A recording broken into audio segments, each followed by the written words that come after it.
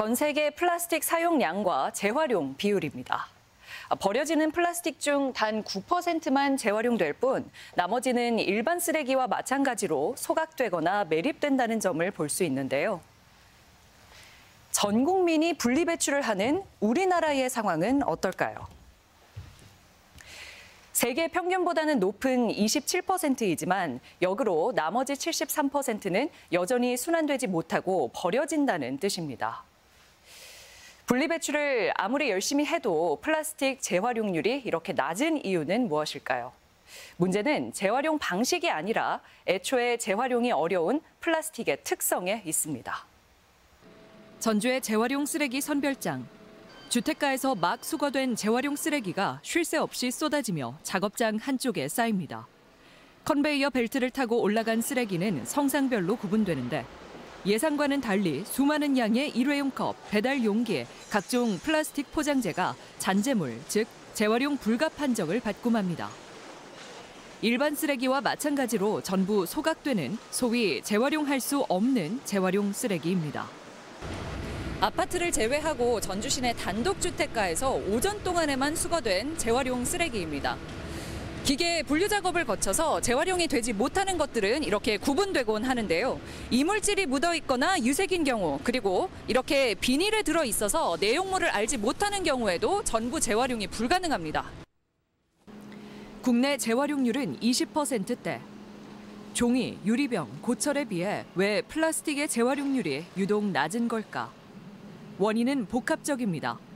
먼저 7가지나 되는 플라스틱 소재에 따라 정확한 분류 작업을 하기가 사실상 불가능하다는 점을 꼽을 수 있습니다. 애초에 재활용이 용이한 소재로 제품을 생산하는 것이 이상적이지만 이를 규제하지 않고 있다 보니 혼합 플라스틱, 일회용 플라스틱 등 여러 종류의 플라스틱이 무분별하게 생산되는 겁니다. 단일 재질의 깨끗한 플라스틱이 재활용이 잘 됩니다. 플라스틱이라고 생각을 하면 일단 무조건 다 재활용이라고 생각을 하시고 저희 쪽으로 보내시는 것 같습니다. 다양한 형태로 생산되는 플라스틱을 꼼꼼히 분류해야 하는 현재 플라스틱 재활용 시스템이 경제적이지 않다는 점도 문제입니다. 플라스틱은 다른 종류의 소재가 섞이면 재활용할 수 없어 정밀한 분류 작업이 필수인데 이를 위한 수작업을 하다 보면 재활용 플라스틱의 값이 높아질 수밖에 없습니다. 기업 입장에선 비싼 재활용 플라스틱을 원자재로 사용하는 것보다 새로 플라스틱을 생산하는 것이 이득인 겁니다.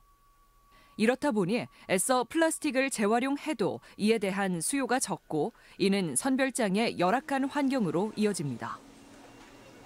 플라스틱 폐기물은 매일 산더미처럼 넘치는 마당에 작은 규모의 시설에서 적은 인원으로 재활용 플라스틱을 분류해야 하는 악순환이 반복되는 겁니다.